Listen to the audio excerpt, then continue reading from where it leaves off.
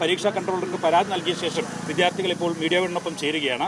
എന്താണ് നിലവിൽ ഈ ഇങ്ങനെ ഒരു പരീക്ഷാ തീരുമാനം എങ്ങനെയാണ് വന്നതെന്നാണ്? ഇപ്പോൾ നമുക്ക് തേർഡ് സെമസ്റ്ററിൻ്റെ എക്സാം നടന്നുകൊണ്ടിരിക്കുകയാണ്. അപ്പോൾ 14 വരെയാണ് എക്സാം വരുന്നത്, തിയറി എക്സാം. അതിനുശേഷം 28-ാം തീയതി ഒരു ഇൻറ്റേൺഷിപ്പ് വൈവേ ഉണ്ട്, തേർഡ് സെമസ്റ്ററിൻ്റെ തന്നെയാണ്. ആ വൈവേക്ക് മുമ്പാണ് ഫോർത്ത് സെമ്മിൻ്റെ എക്സാം തുടങ്ങാൻ പോകുന്നത്.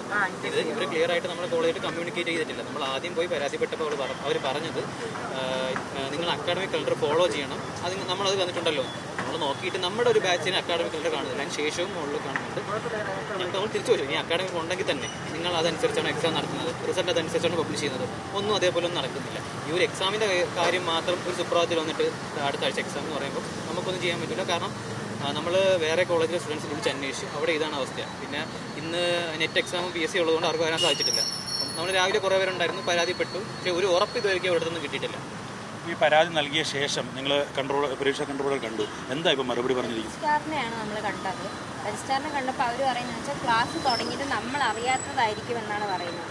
പക്ഷേ ഇതുവരെ യൂണിവേഴ്സിറ്റിയിൽ നിന്ന് നമ്മളെ കോളേജിലോട്ടൊരു ഇൻഫോർമേഷൻ ക്ലാസ് തുടങ്ങാൻ, ഫോർത്ത് സെമസ്റ്ററിൻ്റെ ക്ലാസ് തുടങ്ങാനായിട്ടൊരു ഇൻഫോർമേഷൻസ് യൂണിവേഴ്സിറ്റി തന്നിട്ടില്ല.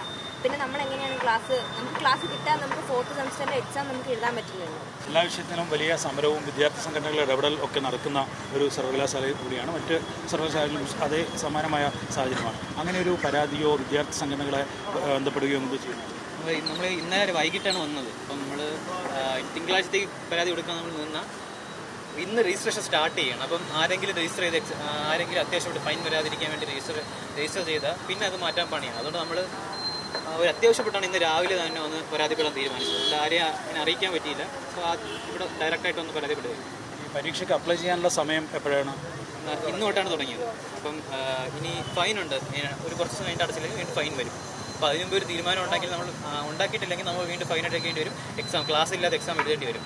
പിന്നെ കോളേജിലേക്ക് ഇന്നലെ നോട്ടിഫിക്കേഷൻ ഒരു മെയിൽ വന്നത്, എലക്റ്റീവ് നമ്മൾ MBAക്ക് തേർഡ് സെമസ്റ്ററിലും ഫോർത്ത് സെമസ്റ്ററിലും എലക്റ്റീവ് തീരുമാനിക്കണം. ഈ എലക്റ്റീവ് തീരുമാനിക്കാനുള്ളത് ഏതൊക്കെയാണെന്നുള്ള ഇത് വന്നത് ഇന്നലെയാണ്.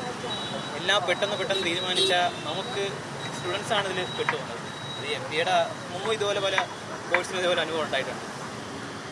എന്തായാലും ഫൈനൽ സെമസ്റ്ററാണ്, 4ാം സെമസ്റ്റർ എന്ന് പറയുന്നത്. അതുകൊണ്ട് തന്നെ വിദ്യാർത്ഥികളുടെ ഭാവിയെ പന്താടുന്ന തരത്തിൽ സർവകലാശാല ഇത്തരം നടപടിയിലേക്ക് നീങ്ങരുത്, അത് തിരുത്തണം എന്നുള്ള ആവശ്യമാണ് വിദ്യാർത്ഥികൾ പറയുന്നത്. എന്തായാലും ഈ കാര്യത്തിൽ ഏതെങ്കിലും തരത്തിൽ മറ്റ് ഇടപെടൽ ഉണ്ടാകുമോ എന്നുള്ളതാണ്. വിദ്യാർത്ഥികൾ അറിയാത്തത് കൊണ്ടാണ്, അക്കാഡമിക് കലണ്ടർ അറിയാത്തത് കൊണ്ടാണ് ഇങ്ങനെ സംഭവിച്ചിട്ടുണ്ടാവുക എന്നുള്ള ഒരു പിന്തിരിപ്പൻ ന്യായമാണ് സർവകലാശാലയുടെ ഭാഗത്തുനിന്ന് ഉണ്ടാവുകയും ചെയ്യുന്നത്.